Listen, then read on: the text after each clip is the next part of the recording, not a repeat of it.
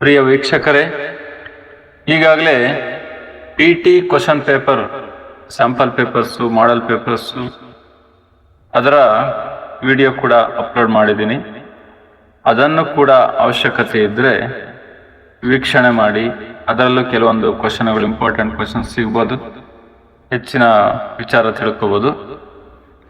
ಇನ್ನು ಇಲ್ಲಿರೋಂಥ mid term question paper, mid term ಎಕ್ಸಾಮಿನೇಷನ್ಗೆ ಮಾಡೆಲ್ ಪೇಪರ್ ನೋಡೋದಾದರೆ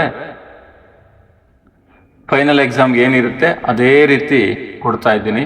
ಫೈನಲ್ ಎಕ್ಸಾಮು, ಪ್ರಿಪ್ರೇಟರಿ, ಪ್ರೀ ಬೋರ್ಡಲ್ಲಿ ಏನಿರುತ್ತೆ CBSE ಬೋರ್ಡ್ ಪ್ರಕಾರ ಅದೇ ರೀತಿ ಪೇಪರನ್ನು ರೆಡಿ ಮಾಡಿರೋವಂಥದ್ದು ಪ್ರಿಪೇರ್ ಆಗಿದೆ. ನೋಡಿ, ಇದೇ ರೀತಿ ಇರುತ್ತೆ. 80 ಮಾರ್ಕ್ಸ್ ಇದೆ.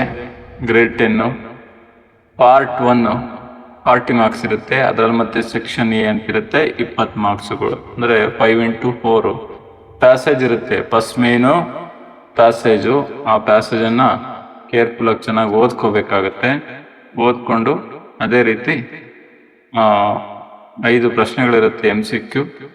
ಒಂದು ಮಾತ್ರ ಸ್ವಲ್ಪ ವಿಭಿನ್ನವಾಗಿರುತ್ತೆ, ಅದನ್ನ ನೋಡ್ಕೊಂಡು ಆನ್ಸರ್ ಮಾಡಬೇಕಾಗತ್ತೆ. ಕೆಲವೊಂದಕ್ಕೆ ನಾನು ಎಲ್ಲಿ ಸಾಧ್ಯನೋ ಅಲ್ಲಿ ಆನ್ಸರನ್ನು ಮಾಡಿದ್ದೀನಿ, ಕೆಲವೊಂದಕ್ಕೆ ಮಾಡೋಕ್ಕಾಗಿಲ್ಲ.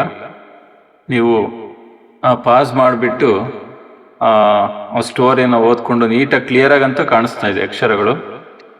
ಪಾಸ್ ಮಾಡಿ ನಾವು ಓದ್ಕೊಂಡು ಇವೆಲ್ಲ ಬೋರ್ಡ್ ಎಕ್ಸಾಮಲ್ಲಿ ಪ್ರೀವಿಯಸ್ ಕ್ವಶನ್ ಪೇಪರ್ಸಲ್ಲಿ ಬಂದಿರೋಂಥ ಪ್ಯಾಸೇಜ್ಗಳು ಎಕ್ಸಾಮ್ಗಳಿಗೆ, ಟೆಸ್ಟ್ಗಳಿಗೆ ಬರೋಂಥ ಚಾನ್ಸಸ್ ತುಂಬ ಇದೆ.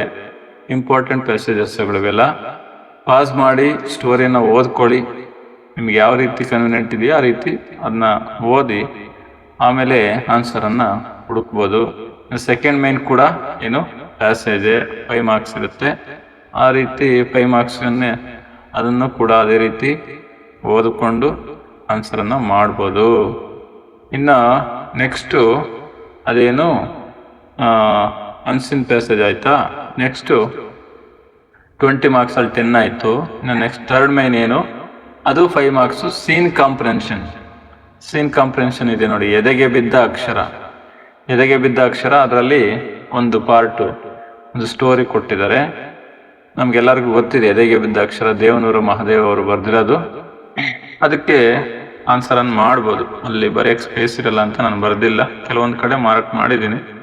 ಮುಂದೆ MCQ ಅಲ್ಲೆಲ್ಲ ಯಾವ ಪುಸ್ತಕವನ್ನು ಓದಿದ್ರು ಅದನ್ನು ಬರೆದವರು ಯಾರು ಅಂತಂದೇಳಿ ಅಲ್ಲೇ ಆನ್ಸರಲ್ಲಿ ಇದೆ ನೋಡಿ. ಶಿವಾನುಭವ ಶಬ್ದಕೋಶ, ಅದನ್ನು ಬರೆದವರು ಪಗು ಹಳಕಟ್ಟಿ ಅಥವಾ ಹಳಕಟ್ಟಿ ಅಂತ. ಇನ್ನು ವಚನಕಾರರ ದೃಷ್ಟಿಯಲ್ಲಿ ಅರಿವು ಎಂದರೆ ಏನು, ಅರಿವು ಅವರ ವಿಚಾರದಲ್ಲಿ ಪ್ರಜ್ಞೆ. ಈ ಥರ ಯಾವುದು ದೇವರಾಗಿತ್ತು, ಅರಿವು, ತಿಳುವಳಿಕೆ, ಪ್ರಜ್ಞೆನೇ ದೇವರಾಗಿತ್ತು ಅಂತಂದೇಳಿ. ಯಾರಿಗೆ ಸುಳ್ಳು ಪಳ್ಳು ಹೇಳ್ಬಿಡ್ಬೋದು ಅಂದರೆ ನಾವು ನಂಬಿರೋ ದೇವರು, ನಮ್ಮ ಸಣ್ಣ ಪುಟ್ಟ ದೇವರೇನಿದೆ ಅವ್ರಿಗಾದ್ರೆ ಏನು ಸುಳ್ಳು ಪಳ್ಳೆಲ್ಲ ಹೇಳ್ಬೋದು, ಒಪ್ಪಿಸ್ಬೋದು, ಹೊಟ್ಟೆಗೆ ಹಾಕು ಅಂತ ಹೇಳ್ಬೋದು. ಆದರೆ ವಚನಕಾರರು ನಂಬಿರುವಂಥ ದೇವರಿಗೆ ಹೇಳೋಕ್ಕಾಗಲ್ಲ. ಪ್ರಜ್ಞೆ ನಿತ್ಯುವುದು ಹೇಳ್ತಾ ಇರುತ್ತೆ, ಸುಳ್ಳು ಹೇಳ್ತಿದೀಯ ಅಂತ ಪಂಚೇಂದ್ರಿಯ ಹೇಳ್ತಾ ಇರುತ್ತಲ್ಲ, ಹಂಗೆ. ಈ ಥರ ಇನ್ನು ವಚನಕಾರರ ಒದ್ದಾಟವು ಏನಾಗಿ ಬಿಟ್ಟಿದೆ ಅಂದರೆ ಆ ಥರ ಇಕ್ಕಟ್ಟಿಗೆ ಸಿಕ್ಕಾಕೊಂಡಂಗಿದೆ ಅಂತಂದೇಳಿ. ಏನಂದ್ರೆ ಹೇಳೋಕ್ಕಾಗಲ್ಲ, ಈ ಥರ ಇರುತ್ತೆ. ಅದೇ ಸೀನ್ ಕಾಂಪ್ರೆನ್ಷನಲ್ಲಿ ಪದ್ಯ ಭಾಗ ಯಾವುದು, ಹಸುರು ಕೂಡ ಅದೇ ರೀತಿ ಆನ್ಸರ್ ಮಾಡ್ಬೋದು ನೋಡಿ. ಅದನ್ನು ಅರ್ಥ ಮಾಡಿಕೊಂಡು ಕುವೆಂಪುರವರು ಬರೆದಿರೋಂಥದ್ದು ಏನು, ಅವರು ಶಿವಮೊಗ್ಗದಲ್ಲಿ ಜನಿಸಿದ್ರು, ಅದೇ ವಾತಾವರಣದಲ್ಲಿ ನೋಡಿ ಹಸಿರಿನ ಬಗ್ಗೆ ಅವರಿಗೆ ಬರಿಬೇಕಂತ ಅನ್ನಿಸ್ತು. ತುಂಬ ಚೆನ್ನಾಗಿ ವರ್ಣನೆ ಮಾಡಿ ಬರೆದಿದ್ದಾರೆ. ಅದನ್ನು ಕೂಡ ಅದೇ ರೀತಿ ಪ್ರಶ್ನೆ ಓದ್ಕೊಂಡು ಆನ್ಸರ್ ಮಾಡ್ಬೋದು. ರಸಪಾನ ಸ್ನಾನದಲ್ಲಿ ಯಾವುದು ಸ್ನಾನ ಮಾಡಿತ್ತು, ಇನ್ನು ಒಂದು 5 ಪ್ರಶ್ನೆಗಳಿದೆ ನೋಡಿ, ಆನ್ಸರ್ ಮಾಡ್ಬೋದು. ನೆಕ್ಸ್ಟ್ ಬರೋದಾದರೆ ಏನಾಯಿತು, ನಮಗೆ 20 ಮಾರ್ಕ್ಸ್ ಆಯಿತು. ನೆಕ್ಸ್ಟ್ ನಮ್ಗೆ ಸಿಗೋಂಥದ್ದು ಯಾವುದು, ಗ್ರಾಮರ್ MCQ ಸೆಕ್ಷನ್ B. 5ನೇ ಮೇನು ಅನ್ವಯಿಕ ವ್ಯಾಕರಣ ಅಂತಂದೇಳಿ, ಅಪ್ಲೈಡ್ ಗ್ರಾಮರ್ ಅಂತ. ಅದ್ರ ಜೊತೆಗೆ ಪೂರಕ ಪಾಠ. ಫಸ್ಟು 10 ಮಾರ್ಕ್ಸ್ ಗ್ರಾಮರ್ MCQ ಇದೆ ನೋಡಿ, ಅದರಲ್ಲಿ ಮಾರ್ಕ್ ಮಾಡಿದ್ದೀನಿ. ಸಂಧಿ ಪದಗಳಲ್ಲಿದೆ, ಸಂಧಿಗೆ ನೋಡ್ಕೋಬೋದು ನೀವು ಯಾವ್ದಾವ್ದು ಸಂಧಿ ಅಂತ. ಈ ಥರ ಮ್ಯಾಚ್ ದ ಫಾಲೋಯಿಂಗ್ ಥರ ಕೊಟ್ಟು ಆಮೇಲೆ ಆಪ್ಷನ್ ಕೊಡ್ತಾರೆ. ಆಪ್ಷನ್ D ಆನ್ಸರ್ ಇದೆ ಫಸ್ಟ್ ಕ್ವಶನ್ ಸಂಧಿಗೆ. ನೆಕ್ಸ್ಟ್ ಸಮಾಸ ಪದಗಳಲ್ಲಿ ಆಪ್ಷನ್ B ಇದೆ. ಯಾವುದು ದ್ವಿಗು ಸಮಾಸದ ಹೊಂದಿಸಿ ಬರೆಯಿರಿ ಅಂತ, ದ್ವಿಗು ಸಮಾಸ ಯಾವ್ದ್ಯಾವುದು ಅಂತ. ಅದೇ ರೀತಿ ವಿಭಕ್ತಿ ಪ್ರತ್ಯಯದಲ್ಲಿ ಈ ರೀತಿ ಕೊಡ್ತಾರೆ ನೋಡಿ. ಸ್ಟಾರ್ಟಿಂಗ್ಗೆ ದೇವರನ್ನ ಎಂಬ ಪದ ಯಾವ ವಿಭಕ್ತಿ ಅಂತ ಕೊಡಲ್ಲ, ಮುಂದಕ್ಕೆ ದ್ವಿತೀಯ ವಿಭಕ್ತಿ ಆದ್ರೆ ಆಮೇಲೆ ಮುಂದಿನ ಪದ ಕೊಡ್ತಾರೆ. ಭವನದೊಳ್ ಇದು ಯಾವುದು, ಈ ತರ. ಸಪ್ತಮಿ ಬಿ ಆಪ್ಷನ್ ಇದೆ ನೋಡಿ. ನೆಕ್ಸ್ಟ್ ನಾನು ನಾವು ಅನ್ನೋದು ಯಾವ ಪುರುಷ ಆಗುತ್ತೆ ಅಂತಂದೇಳಿ ಈ ತರ ಒಂದೊಂದೇ ನೋಡ್ಕೊಂಡು ಅಲ್ಲಿ ಆನ್ಸರ್ ಕೂಡ ಮಾರ್ಕ್ ಮಾಡಿದ್ದೀನಿ ಸ್ಪೇಸ್ ಇರೋದ್ರಿಂದ. ಆಪ್ಷನ್ ತೋರಿಸಿದೀನಿ ನೋಡಿ ಕಲರಲ್ಲಿ. 5ನೇದು ಇದೆ ನೋಡು ಅಂತಂದೇಳಿ ಆನ್ಸರು. 6ನೇ ಪ್ರಶ್ನೆಗೆ ತಿಂಗಳು ತಿಂಗಳಿಗೆ ಅರ್ಥ ವ್ಯತ್ಯಾಸ ಅಂದ್ರೆ ಬೇರೆ ಬೇರೆ ಮೀನಿಂಗ್ ಇರುತ್ತೆ ಒಂದು ಲೆಟರ್ ಚೇಂಜ್ ಆದ್ರೆ. ಕಳಸಲು ಮಾಸ ಅಂತಂದೇಳಿ. ಇನ್ನು ಉರ್ವಿ ಅನ್ನೋದು ವೀರಲವ ಲೆಸನ್ ಅಲ್ಲಿ ಕಾಣಬಹುದು ನಾವು. ಉರ್ವಿ ಅನ್ನೋದೇನು ಭೂಮಿ ಅಂತ, ಭೂಮಿ ಅಂತಂದೇಳಿ ಅರ್ಥ.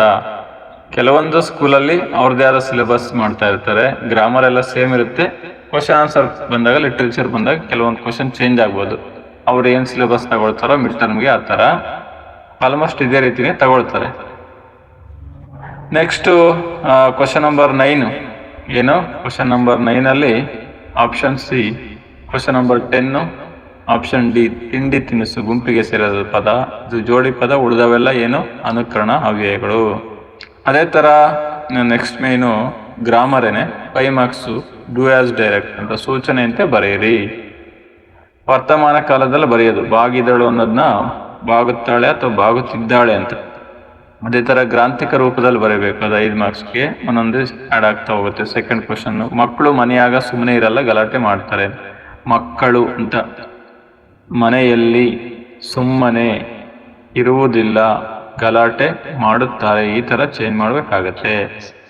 ನಿಷೇಧಾರ್ಥಕ ರೂಪದಲ್ಲಿ ಅಂದ್ರೆ ಆಟವಾಡಿದರು ಅನ್ನೋದನ್ನ ಆಟವಾಡರು ಅಂತ ಮಾಡಬೇಕು. ಗಾದೆಗಳ ಅರ್ಥ ಇದ್ರದ್ದೇ ಒಂದು ವಿಡಿಯೋನ ಇತ್ತೀಚೆಗೆ ಅಪ್ಲೋಡ್ ಮಾಡಿದ್ದೀನಿ, ತುಂಬಾ ಈಸಿಯಾಗಿ ಅರ್ಥ ಆಗುತ್ತೆ. ಗಾದೆಗಳ ಅರ್ಥ 1 ಮಾರ್ಕ್ ಸಿಗುತ್ತೆ, ಅದನ್ನ ನೋಡಿ. ಎಷ್ಟೊಂದು ಗಾದೆಗಳಿದೆ, ಈಸಿಯಾಗಿ ನಿಮ್ಗೆ ಆನ್ಸರ್ ಸಿಗುತ್ತೆ. ಇನ್ನು ನುಡಿಗಟ್ಟು ಪದಗಳಿಗೆ ಸ್ವಂತ ವಾಕ್ಯ, ಅದು ಕೂಡ ಇದೇ ರೀತಿ ಸಪ್ರೇಟ್ ವಿಡಿಯೋ ಮಾಡಿದ್ದೀನಿ, ಅಪ್ಲೋಡ್ ಆಗಿದೆ. ಅದರಲ್ಲೂ ಕೂಡ ಬಳಸ್ಕೊಳ್ಳಿ, ಅದರಲ್ಲಿ ಬರೋಂಥ ಕ್ವಶನ್ ಸಿಗುತ್ತೆ ಎಕ್ಸಾಮ್ಗೆ, ಆನ್ಸರ್ ಎಲ್ಲ ಇದೆ ಅದರಲ್ಲಿ. ಇನ್ನು ನೆಕ್ಸ್ಟ್ ಮೇನ್ ಬಂದ್ರೆ ಪೂರಕ ಪಾಠ, ಅದರಲ್ಲಿ 5 ಮಾರ್ಕ್ಸ್ ಸಿಕ್ಕಿರುತ್ತೆ. Jallian Wala Bagh first question. ಜಲಿಯನ್ ವಾಲಾಬಾಗ್ದು ಯಾವಾಗ ಸಭೆ ನಡೀತು ಅಂತಂದೇಳಿ ಗೊತ್ತಿದೆ ನಮಗೆಲ್ಲರಿಗೂ. 1919 ಏಪ್ರಿಲ್ 13. ಅಕ್ಕ ಮಹಾದೇವಿ ಅವ್ರ ವಚನದಲ್ಲಿ ಅವರ ಯಾವ ಭಾವ ವ್ಯಕ್ತವಾಗಿದೆ ಅಂದ್ರೆ ಭಗವಂತನಲ್ಲಿ ಶರಣಾಗಬೇಕು ಅಂತ. ತನಗೆ ಇಷ್ಟ ಬಂದ ಕೆಲಸ, ಕ್ವಶನ್ ನಂಬರ್ 3, ತನಗೆ ಇಷ್ಟ ಬಂದ ಕೆಲಸ ಮಾಡಲು ಇರುವ ಸ್ವಾತಂತ್ರ್ಯ ಯಾವ ಸ್ವಾತಂತ್ರ್ಯ? ಕ್ರಿಯಾ ಸ್ವಾತಂತ್ರ್ಯ. ಯಾರು? ಆರ್ಯ ಮಾತೆಯ ಪುತ್ರರಿರ ಎಚ್ಚರಗೊಳ್ಳಿ, ಎದ್ದೇಳಿ, ಸೋಮಾರಿಗಳಾಗಬೇಡಿ, ಗುರಿಯು ದೊರಕುವವರೆಗೂ ನಿಲ್ಲಬೇಡಿ. ಇದು ಈ ಕೆಳಗಿನ ಯಾರ ಹೇಳಿಕೆಯಾಗಿದೆ? ನಾವು ಸಾಮಾನ್ಯವಾಗಿ ಕೇಳಿದ್ವಿ, ಹೇಳಿ ಎದ್ದೇಳಿ, ಗುರಿ ಮುಟ್ಟುವ ತನಕ ನಿಲ್ಲದಿರಿ ಅಂತ. ಎಲ್ಲ ಒಂದೇ, ಅದು ಒಂದೇ ಇದು ಒಂದೇ, ಅವರೇ ಹೇಳಿದ್ದು. ಯಾರು? ಸ್ವಾಮಿ ವಿವೇಕಾನಂದ. ಇನ್ನ ಗುಡಿಸಿಲಿನಲ್ಲಿ ಗೂರೊತ್ತ ಯಾರು ಮಲಗಿದ್ದಾಳೆ? ಎಲ್ಲರಿಗೂ ಗೊತ್ತಿದೆ, ಅಮ್ಮ. ನೆಕ್ಸ್ಟ್ ಬಂದ್ರೆ ಇದರಲ್ಲಿ ಪಾರ್ಟ್ 2 ನಲ್ಲಿ ಸೆಕ್ಷನ್ ಸಿ 12 ಅಂಕಗಳಿರುತ್ತೆ. 4x3 4 marks. ಯಾವುದು? ಒಂದು ಪತ್ರಲೇಖನ, ಇನ್ನೊಂದು ವರದಿ, ಒಂದು ಪ್ರಬಂಧ. ಅದರಲ್ಲಿ ಪತ್ರಲೇಖನದಲ್ಲಿ ಆಪ್ಷನ್ ಕ್ವಶನ್ ಇರುತ್ತೆ. ಒಂದು ಯಾವ್ದು ಕ್ವಶನ್ನು? ಒಂದು ಜಾಬ್ ಅಪ್ಲಿಕೇಶನ್ ಇರುತ್ತೆ, ಒಂದು ಫಾರ್ಮಲ್ ಲೆಟರ್ ಇರುತ್ತೆ, ಮನವಿ ಪತ್ರ. ಅದರದ್ದು ಕೂಡ ವಿಡಿಯೋಸ್ ಇದೆ, ಅಲ್ಲಿ ಆನ್ಸರ್ ಸಿಗುತ್ತೆ, ಕಲಿಬೋದು. ಈಸಿಯಾಗಿ ಕಲೀರಿ, ಚೆನ್ನಾಗಿ ಸ್ಕೋರ್ ಮಾಡಿ. ಏನಾದರೂ ಡೌಟ್ ಇದ್ದರೆ ಕಮೆಂಟ್ ಮೂಲಕ ತಿಳಿಸಿ, ಅದರದ್ದೇ ಆದ ವಿಚಾರಗಳ ಮೂಲಕ ವಿಡಿಯೋಸನ್ನು ಮಾಡೋಣ. ಅದ್ರ ಬಗ್ಗೆ ನೀವು ಗಮನ ಕೊಟ್ಟರೆ ಏನು ಬೇಕೋ ಮಾಡ್ಬೋದು. ನಾವು ಕನ್ನಡವನ್ನು ಇದೇ ಥರ ಚೆನ್ನಾಗಿ ಕಲಿತಾ ಕನ್ನಡ ಭಾಷೆಯನ್ನು ಗೌರವಿಸಿ. ನೆಕ್ಸ್ಟು ವರದಿ. ಇದೇ ಥರ ವರದಿಯನ್ನು, ಅದು ಕೂಡ 4 ಮಾರ್ಕ್ಸ್ ಇರುತ್ತೆ, ಫಾರ್ಮ್ಯಾಟ್ ಕಲ್ತ್ಕೊಂಡು ಮಾಡಬೇಕಾಗುತ್ತೆ. ನೆಕ್ಸ್ಟು ಪ್ರಬಂಧ. ಇವೆಲ್ಲ ಇಂಪಾರ್ಟೆಂಟ್ ಕ್ವಶನ್ ಪ್ರಬಂಧಗಳು. ಇದೇ ಪ್ರಬಂಧದಲ್ಲಿ ಬರ್ತವೆ, ಅದು ಪ್ರಬಂಧದ ವಿಡಿಯೋಸ್ ಇದೆ, ಅದನ್ನು ನೋಡಿ ಕಲ್ತ್ಕೋಬೋದು. ಇನ್ನು ಕೊನೆಯದಾಗಿ ಸೆಕ್ಷನ್ ಡಿ, ಪಠ್ಯಗಳ ಅಧ್ಯಯನ, ಲಿಟ್ರೇಚರ್. 28 ಮಾರ್ಕ್ಸ್ ಇರುತ್ತೆ. 28 ಮಾರ್ಕ್ಸೇ ಪಾಸಿಂಗ್ ಮಾರ್ಕ್ಸು. ಯಾವುದಕ್ಕೆ? 80 ಮಾರ್ಕ್ಸ್ಗೆ.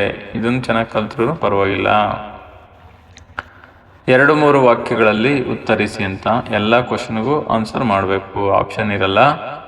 ಹಾಗಾಗಿ ಒಂದು ಏನಿದೆ, ರಾಮನು ಗಿರಿವನವನ್ನು ಏನೆಂದು ಪ್ರಾರ್ಥಿಸಿದನು ಅಂತಂದೇಳಿ ಶಬರಿ ಲೆಸನಲ್ಲಿ ಬರುತ್ತೆ. ಹಡಗನ್ನು ಯಾವುದರ ಬೆಳಕಿನಲ್ಲಿ ಮುನ್ನಡೆಸಬೇಕಿದೆ, ಸಂಕಲ್ಪ ಗೀತೆ. ಅರಿಯದವರೊಡನೆ ಸಂಘ ಮಾಡಿದರೆ ಆಗುವ ಪರಿಣಾಮವೇನು, ಯಾವುದು, ವಚನಗಳು, ಪೂರಕ ಪಾಠ. ಪುಟ್ಟಿಯ ಪ್ರಶ್ನೆಗಳೇನು, ಪೂರಕ ಪಾಠ. ಇಲ್ಲಿ ಹೆಂಗ್ ಬರುತ್ತೆ ಅಂದ್ರೆ, ಒಂದು ಗದ್ಯದಲ್ಲಿರುತ್ತೆ ಪ್ರಶ್ನೆ, ಒಂದು ಪದ್ಯದಲ್ಲಿರುತ್ತೆ, ಇನ್ನೆರಡು ಪ್ರಶ್ನೆಗಳು 2 ಮಾರ್ಕ್ಸ್ ಇಲ್ಲಿರುತ್ತೆ, ಪೂರಕ ಪಾಠದಲ್ಲಿ ಇರುತ್ತೆ. 4 ಪೂರಕ ಪಾಠಗಳಲ್ಲಿ ಯಾವ್ದಾದ್ರು 2 ಪೂರಕ ಪಾಠದಲ್ಲಿ ಈ ತರ ಬರುತ್ತೆ, ಇನ್ನು ಉಳಿದವು MCQ ನಲ್ಲಿ ಬರ್ತವೆ ಪೂರಕ ಪಾಠ. ಪಠ್ಯ ಪೂರಕ, ಪೂರಕ ಪಾಠ ಎಲ್ಲ ಒಂದೇ. ನೆಕ್ಸ್ಟ್ 5-6 ವಾಕ್ಯ ಅಂತೂ ಒಂದು ಸಪ್ರೇಟ್ ಮೇನ್ ಇರುತ್ತೆ. ಅದೇ ಸೇಮ್ 2-3 ವಾಕ್ಯಗಳಲ್ಲಿ 3-4 ವಾಕ್ಯಗಳಲ್ಲಿರೋ ಪ್ರಶ್ನೆಗಳೇ ಇಲ್ಲಿ ಕೇಳ್ತಾರೆ. ಇಲ್ಲಾಂದ್ರೆ 8-10 ವಾಕ್ಯಗಳಲ್ಲಿರೋ ಪ್ರಶ್ನೆ ಇಲ್ಲಿ ಕೇಳ್ತಾರೆ. ಅದು ಮಾರ್ಕ್ಸಿಗೆ ತಕ್ಕಂತೆ ಬರಬೇಕಾಗುತ್ತೆ. ಇಲ್ಲಿದೆ ನೋಡಿ, ಮಹಿಳೆಯ ಆರ್ತನಾದ ಕೇಳಿ ರಾಹಿಲನ ಮನದಲ್ಲಿ ಮೂಡಿದ ಪ್ರಶ್ನೆಗಳು ಯಾವುವು. ಇದು ಯುದ್ಧ ಲೆಸನಲ್ಲಿ ಬರುವಂಥದ್ದು. ವಾಲ್ಮೀಕಿ ಆಶ್ರಮಕ್ಕೆ ಯಜ್ಞಾಶ್ವವು ಬಂದ ಬಗೆಯನ್ನು ವಿವರಿಸಿ. ಇದು ವೀರಲವ. ಈ ತರ ಇದೆ. ನೆಕ್ಸ್ಟ್ ಸಂದರ್ಭ, ಸ್ವಾರಸ್ಯ. ಇದು ಕೂಡ 3 ಮಾರ್ಕ್ಸ್. ಒಂದು ಕ್ವಶನ್ಗೆ ಆಪ್ಷನ್ ಇರುತ್ತೆ ಇಲ್ಲಿಂದ. ಸಾಮಾಜಿಕ ಕಾನೂನುಗಳ ಹರಿಕಾರ, ಯಾವುದು, ಭಾಗ್ಯಶಿಲ್ಪಿಗಳು. ತಾಯಿ ದಾರಿಗರಿಗೆ ಬೀಡಿಲಿ ದೊರೆಯುವುದೇ, ಶಬರಿ. ಜೀವ ಸತ್ತು ಹೋಗುವುದು ಗೊತ್ತಾ, ಯಾವುದು, ಹಲಗಲಿ ಬೇಡರು. ರಘು ದ್ವಹನ ಸೊಲ್ಗೇಳಿ ನಮಿಸಲ್, ಇದ್ಯಾವುದು, ವೀರಲವ ಪದ್ಯದಲ್ಲಿ ಬರುತ್ತೆ. ಈ ತರ ಕಲ್ತ್ಕೊಂಡ್ರೆ ಆಪ್ಷನ್ ಕ್ವಶನ್ ಇರುತ್ತೆ, ಈಸಿಯಾಗಿ ಮಾಡ್ಬೋದು. ಆಯ್ಕೆ ಚೆನ್ನಾಗಿ ಕಲ್ತ್ಕೊಳ್ಳಿ.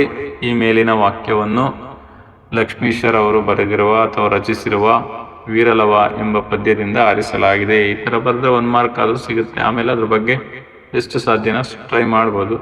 ಚೆನ್ನಾಗಿ ಕಲ್ತಿದ್ರೆ 3 ಮಾರ್ಕ್ಸ್ ಸಿಗುತ್ತೆ. ಹಂಗಾಗಿ ನೀವು ಬೇರೆ ಸಬ್ಜೆಕ್ಟ್ ಕಡೆನೆ ಮ್ಯಾಥ್ಸ್, ಸೈನ್ಸ್ ಅಂತ ಗಮನ ಕೊಡ್ತಾ ಇರ್ತೀರಿ CBSE.